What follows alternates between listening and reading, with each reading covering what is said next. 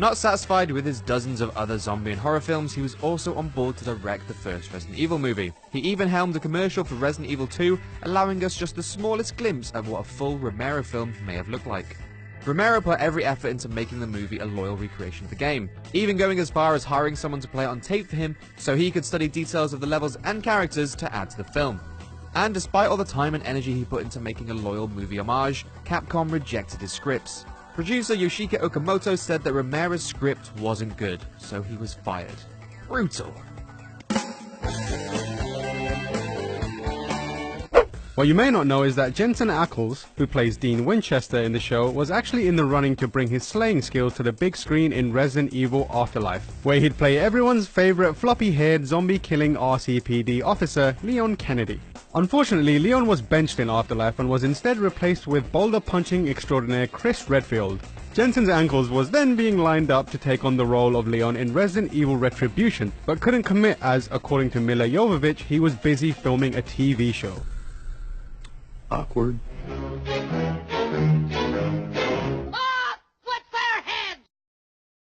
According to the commentary track for the film, director Paul W.S. Anderson, my hometown of Newcastle's proudest export after Brown Ale and Jimmy Nail, told the actors to understand their roles by way of Alice in Wonderland characters. Other references to the book are slightly more obvious when you watch the movie. Milla Jovovich's character is straight up called Alice, and the ratty AI security system is called the Red Queen. While the scary little ghost girl doesn't scream "off with her head" quite like Carol's does, there is a nice little nod when the first victim of her bizarre laser grid gets decapitated. To get to Umbrella's secret underground bunker, the Hive, you've got to go through a mirror. Do you get it? Through a looking glass? Oh, and irritating Matt's irritating sister Lisa gets brained by an Alice in Wonderland paperweight.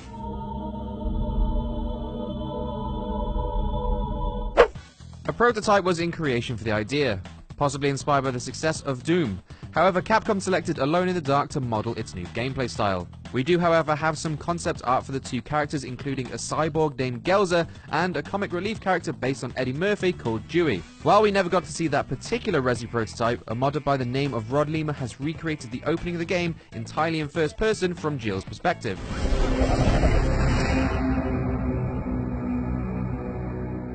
To get to the heart of the character and portray her accurately, Gilroy studied Jill's movements by watching playthroughs of Resident Evil 3 Nemesis.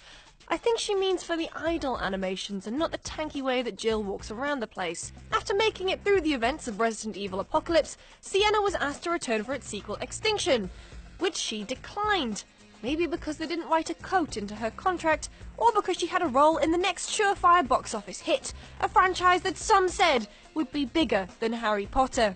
I'm talking, of course, about Aragon. Yeah.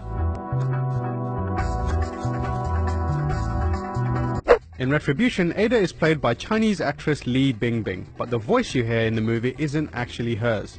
Those dulcet tones belong to Sally Cahill, who wasn't actually credited for her appearance in the movie.